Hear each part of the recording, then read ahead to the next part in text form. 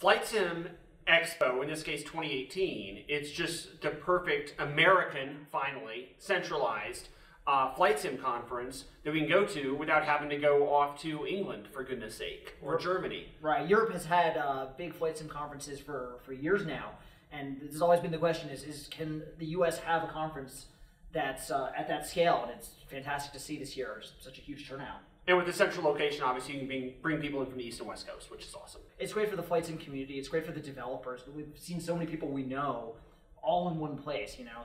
Everybody knows each other online. They talk in forums, they talk on the internet, but it's great to actually meet people face to face and actually meet the people who you've been chatting with or talking to for all these years.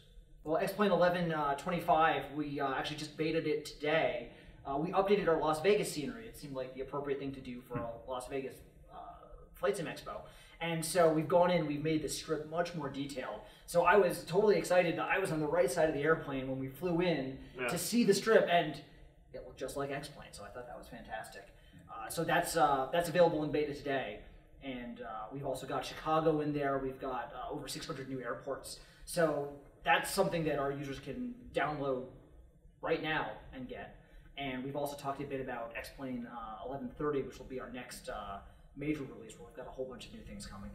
We've got our mobile simulator, which does a lot. It does, I think, more than people might realize for a mobile simulator. It's actually running the full desktop flight model. So on your mobile phone, you get a tremendously realistic experience. You can get in the 737 on our mobile product, and as you're putting down the flaps and doing all these checks, if you look up in the corner of the overhead panel, all the indicator lights are running just like they would in the real airplane, and it's on your iPhone, so it's... And what I find so fascinating about this is X-Plane is used for pilot training, where pilots get into simulators to fly and get flight training done.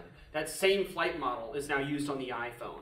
So we're literally moving into a point in flight simulation where the model on your iPhone is good enough to train a pilot. That's where we're going, and I find that fascinating. Every different developer is going to follow the appropriate trend for his product.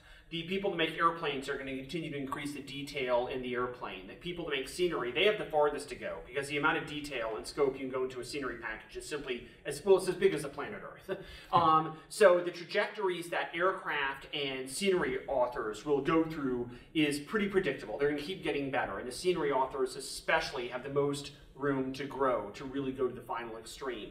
As for us, over the next year, what I intend to bring, and my team intends to bring, is smoother, faster, more completely reliable and network simulation, where when you start X-Plane, it runs smoothly with no hiccups and jitters, and connected to other copies of X-Plane, where the other pilots are moving exactly the right speeds and places. So we are looking to build a smooth virtual world where things run consistently smoothly, just like in reality.